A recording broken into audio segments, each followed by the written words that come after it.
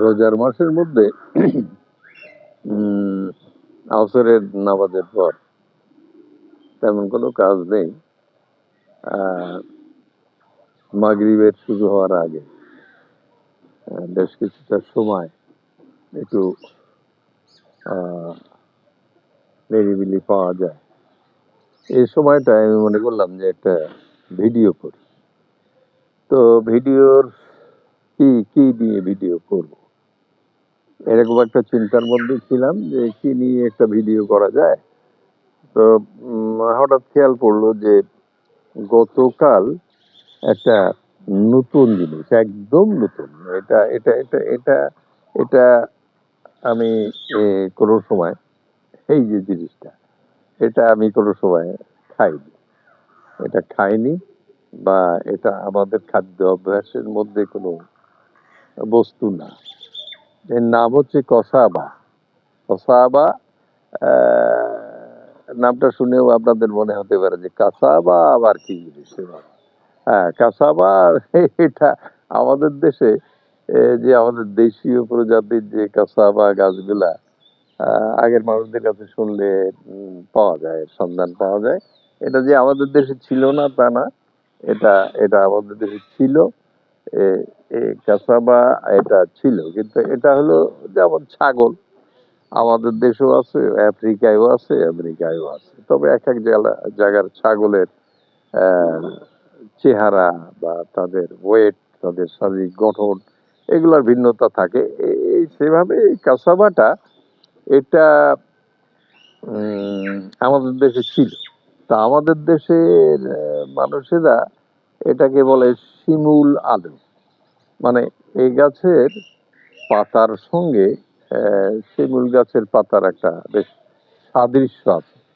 তো এটাকে শিমুল আলু বলে অনেকে, মানে আমাদের দেশে বলে, এই নামে এটা পরিচিত আর কি।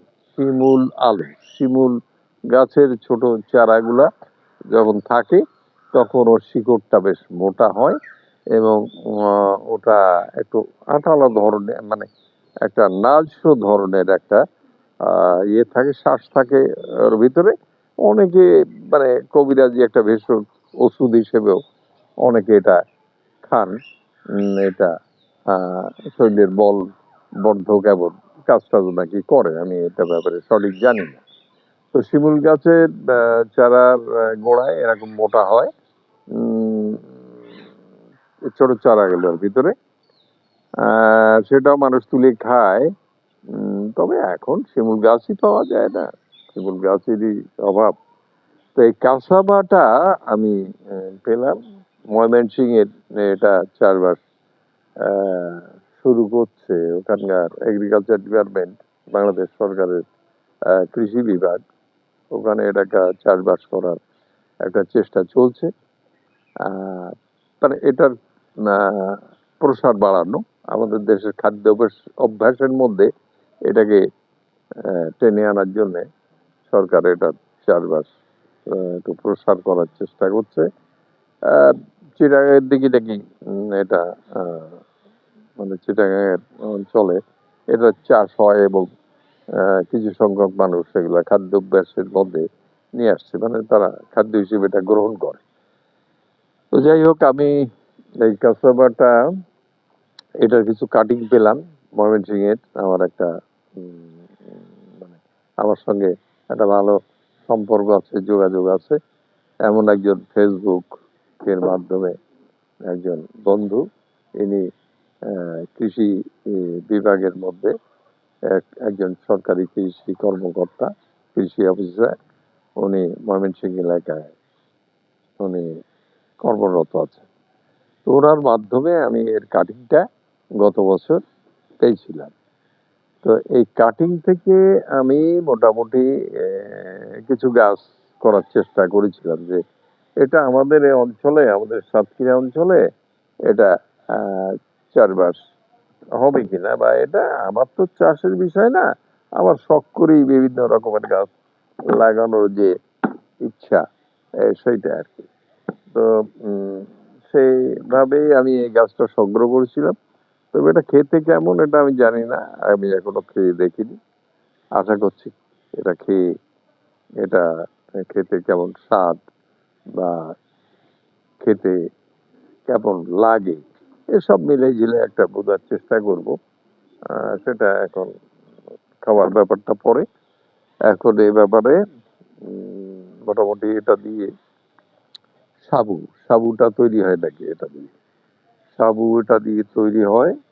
তারপরে এটা দিয়ে ভালো মানের চিপস তৈরি হয় নাকি, মানে চিপস তৈরি হয় এটা। এগুলো আমি যতটুকু ওই তথ্য এ ব্যাপারে সংগ্রহ করছি তার থেকেই যা জেনেছি। এই এই দেখেন, এখানে দেখেন, এই এতগুলা মোটামুটি আমার একটা গাছ থেকে আমি এতগুলা আহ, আহ, কসবো পেয়েছি। পরিমাণে কম না, পরিমাণটা মোটামুটি ভালো, মোটামুটি পরিমাণটা ভালো। তো আমি কসবো গাছ, আমি একটা গাছ উঠাইছি, একটা গাছের আহ, থেকে আমি মোটামুটি এতটা কসবো পেলাম। আহ, তো আমি আমার যে গাছটা আছে, যে গাছটা আছে আমার বাগানে এখনো একটা দুইটা গাছ আছে। তো এগুলো আমি এখনো উঠাইনি, এগুলা উঠাবো। এই দেখেন, এটা হলো, এইটা এই যে গাছটা, এটা কচুবো গাছ। এই আরো একটা গাছ আছে কচুবোর, আরো একটা দুইটা গাছ আছে, সেগুলা আপনার সামনে সামনে এই দেখেন, ওই যে ও ওই যে গাছগুলা দেখা যাচ্ছে, এই এই এই গাছগুলা, এটা হচ্ছে কচুবো। অনেকটা আমাদের দেশে এই শিমুল তুলার যে গাছগুলা হয়, শিমুল তুলার গাছ অনেকটা ওই রকম, ওই রকম দেখতে।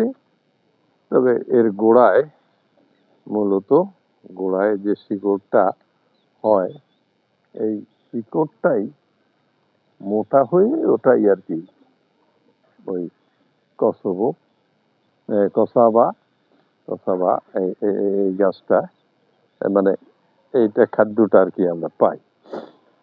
তো যাই হোক, মোটামুটি কসবা সম্পর্কে আপনাদের একটা ধারণা দিলাম।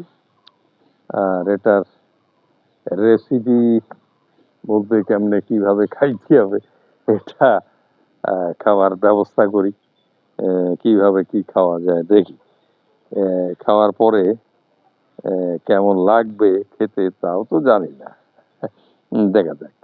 তো এটা খাওয়া দাওয়ার পরে, এটা স্বাদ গ্রহণ করার পরে আপনাদেরকে মোটামুটি কসাবার সম্পর্কে জানাবো, বলবো যে কসাবাটা কেমন জিনিস। সেটা বাঙালির এক খাদ্যাভ্যাসের মধ্যে এই কসাবাটার স্থান দেবে কি দেবে না, সেটা সেটাই আর কি।